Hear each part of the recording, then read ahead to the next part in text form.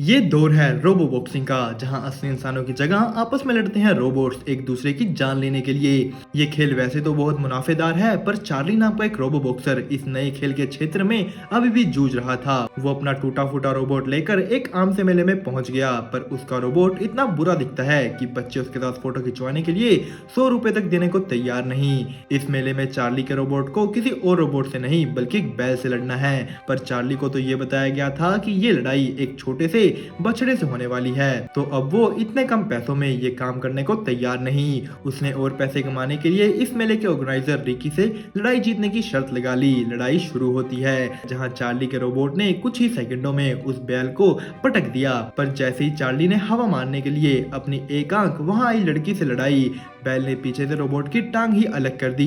एक टांग से चार्ली का रोबोट उस फाइट में और ज्यादा देर टिक भी ना पाया। चार्ली बार बार रिकी को ये फाइट रोकने को कह रहा था, पर उसे तो मजा आ रहा है चार्ली के रोबोट को नष्ट होते देख। लड़ाई खत्म हुई, चार्ली वहां से भाग ही रहा था कि उसे खबर मिली कि उसकी एक्स गर्लफ्रेंड कैरोलाइन अब इस दुनिया में नहीं रही। ये लोग यहाँ चार्ली को कोर्ट ले जाने आए हैं, जहाँ होनी थी बात उसके बेटे मैक्स की कस्टडी के बारे। कैरोलाइन की बहन डेबरा मैक्स की कस्टडी लेना चाहती है, क्योंकि उसका पति बहुत अमीर है, और ये चीज चार्ली भी समझ जाता है उसके हाथ की महंगी अंगूठियां देखकर। उसके दिमाग में एक प्लान आया, खुद का ही बेटा बेचने का डेबरा के पति को। उनके बीच एक डील हुई जिसमें चार्ली को अभी $50,000 मिलेंगे और $50,000 2 महीने बाद, पर इतना मैक्स चार्ली के साथ ही रहेगा। इन पैसों के साथ चार्ली अब एक नया रोबोट नोइजी बॉय खरीदने वाला है, पर इससे पहले कहानी में परिचय होता है बेली का, जो चार्ली के साथ काम करती है। और ये जगह जहाँ ये दोनों रहते हैं वो उसी के पिता का एक जिम था, जिसका किराया आज तक चार्ली ने नहीं भरा, क्योंकि उसके पास तो पैसे ही नहीं। पर अब ऐसा नहीं था, डेबरा का पति पैसे लेकर पहुंच गया है और अपने साथ लाया है मैक्स को, जो आते ही चार्ली पर गुस्सा हो गया, क्योंकि वो यहाँ उसके साथ 2 महीने के लिए फंस गया था। चार्ली का नया रोबोट भी आ गया है, जिसके पैसे बेली को देते देख मैक्स समझ जाता है कि उसके पिता ने उसी को बेच दिया। वो सभी अंदर जाकर नए रोबोट को खोलते हैं, और हमें पता लगता है कि चार्ली की तरह उसके बेटे को भी रोबोट्स में बहुत दिलचस्पी थी। वो पूरी तरह से इस रोबोट नोइजी बॉय को जानता था, यहाँ तक कि जब चार्ली इस रोबोट को वॉइस कमांड नहीं दे पाता, तब मैक्स आ गया, जापानीज में इसे कंट्रोल करता है। लैंग्वेज चेंज करने के बाद चार्ली अब नोइजी बॉय को सीधा ले जा रहा था फाइट करने के लिए, पर उसके ट्रक की चाबी तो है मैक्स के पास, जो उसे चाबी कटर में गिरा देने की धमकी दे खुद को अपने साथ ले जाने को कहता है। वो दोनों अंडरग्राउंड रोबो फाइटिंग में पहुंच गए, पर चार्ली ने ओवर कॉन्फिडेंस में किसी आम रोबोट से लड़ने की जगह वहां के सबसे ताकतवर रोबोट से लड़ने का फैसला किया, जो करने से मैक्स उसे रोक तो रहा था, पर चार्ली को कम समय में ज्यादा पैसे कमाने हैं। फाइट शुरू हुई, नोइजी बॉय ने पहले तो मिदास पर धावा बोल दिया, पर जल्द ही इस लड़ाई का रुख बदल गया, क्योंकि चार्ली को अभी नोइजी बॉय के सभी कंट्रोल्स का अनुभव नहीं।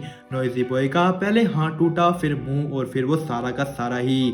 मैक्स अब चार्ली को ज्ञान दे रहा है कि वो कभी भी कोई काम करते हुए नहीं सोचता, और उसने यहाँ भी नोइजी बॉय का कबाड़ा कर दिया।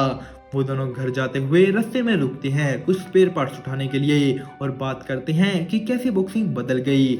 लोगों ने इंसानों की बॉक्सिंग पर पैसे लगाना कम कर दिया, क्योंकि उन्हें देखना था और खून खराबा, जिसके के बाद बहुत अलग अलग बॉक्सिंग स्टाइल्स का परिचय हुआ। वो दोनों ये बात कर ही रहे थे कि मैक्स पहुंच गया एक खाई के पास और गिर गया, पर अटका एक रोबोट के हाथ से, जहां से बड़ी ही सावधानी से चार्ली ने उसे बचा तो लिया, पर मैक्स को अब अपने साथ ये रोबोट ले जाना है, क्योंकि उसके हिसाब से इसी ने उसकी जान बचाई। चार्ली उसके इस बचपने में साथ नहीं देने वाला, तो वहां से निकल गया, जिसके बाद मैक्स पूरी रात मेहनत कर अकेला ही उस रोबोट को दलदल से निकाल कर बाहर लाया। चार्ज करने के बाद वो रोबोट स्टार्ट हुआ। ये एक जनरेशन 2 रोबोट है, जिसके पास था शैडो फंक्शन, मतलब ये सामने वालों की हरकतों की नकल कर उन्हें याद कर सकता है। मैक्स को अपने इस रोबोट को नहलाते हुए इसका नाम पता लगा, एटम। एटम सिर्फ एक स्पारिंग रोबोट है, मतलब इसे बहुत पहले बनाया गया था फाइटिंग रोबोट्स की प्रैक्टिस करवाने के लिए, पर मैक्स अब इसे फाइट करना चाहता है। उसने चार्ली को अपने लिए एक फाइट ढूंढने को कहा, पर चार्ली उसकी बात मानने को मंजूर ही नहीं। पर जैसा बाप वैसा बेटा, मैक्स की भी अब बस फाइट की ही जिद है। मैक्स एटम को ले रास्ते पर टहलने निकलता है, जहां उसने ध्यान दिया कि एटम उसकी बात समझ सकता है, पर ये बात उन दोनों के बीच ही राज रहने वाली थी। मैक्स को अगले दिन पता लगा कि चार्ली पहले एक काफी अच्छा प्रोफेशनल बॉक्सर था और बेली के पिता उसके कोच। उन्होंने कई फाइट्स लड़ी जिनमें से एक थी बॉक्सिंग चैंपियन निको टेंडी के साथ। चार्ली ने निको टेंडी को इस फाइट में काफी अच्छी टक्कर दी, पर 12 राउंड तक फाइट जाने के बाद आखिर में निको टेंडी ने चार्ली को हरा दिया, जिसके बाद चार्ली को बॉक्सिंग में इतनी सफलता नहीं मिल पाई और अब वो इस सब के बारे ज्यादा बात भी नहीं करना चाहता। उस रात वो और मैक्स एक बहुत बड़ी रोबो फाइटिंग देखने जाते हैं, जो थी रोबोट ज़्यूस की। ज़्यूस के निर्माता उसे दुनिया का सबसे बेहतरीन रोबोट मानते हैं और उनका ये मानना भी गलत नहीं, क्योंकि उसने अभी तक एक भी फाइट नहीं हारी। उन्हें ज़्यूस पर बहुत घमंड था और ये सारी बातें मैक्स ने भी बहुत करीब से सुनी। वहीं दूसरी तरफ चार्ली यहाँ अपने एक दोस्त से मिल उससे लोन मांगने आया था, पर वो उसे लोन देने को तैयार नहीं, क्योंकि चार्ली का नाम मार्केट में अब बहुत खराब हो चुका है। वो उसे बस एक सलाह देता है जू नाम की एक जगह पर जाकर लड़ने की, जो चार्ली को करना पड़ा क्योंकि अब उसके पास इसके अलावा कोई चारा नहीं। और इस तरीके से वो मैक्स को भी एक फाइट का मौका दे पाया।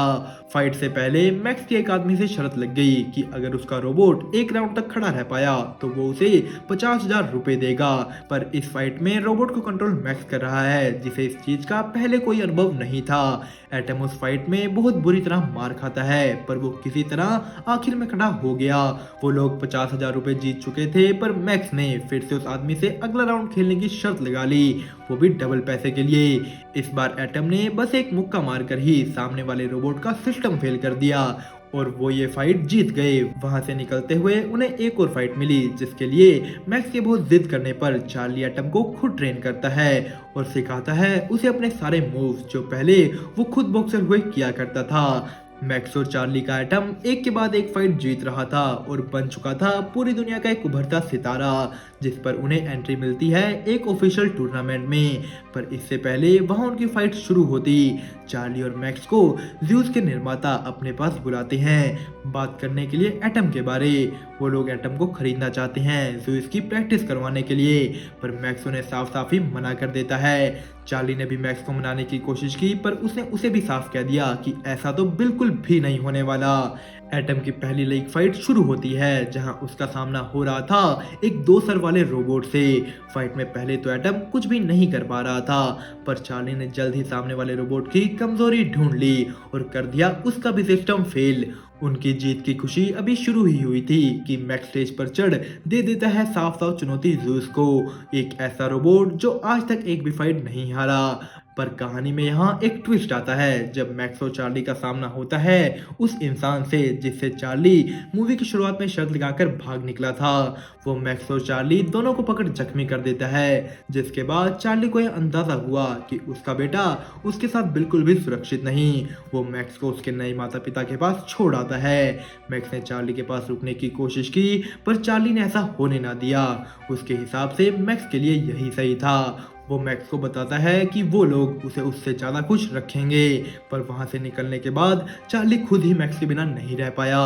वो अगले ही दिन मैक्स के पास पहुंच गया, क्योंकि अब उन्हें वो फाइट पूरी करनी थी जिसका चैलेंज मैक्स ने पूरी दुनिया के सामने दे दिया था।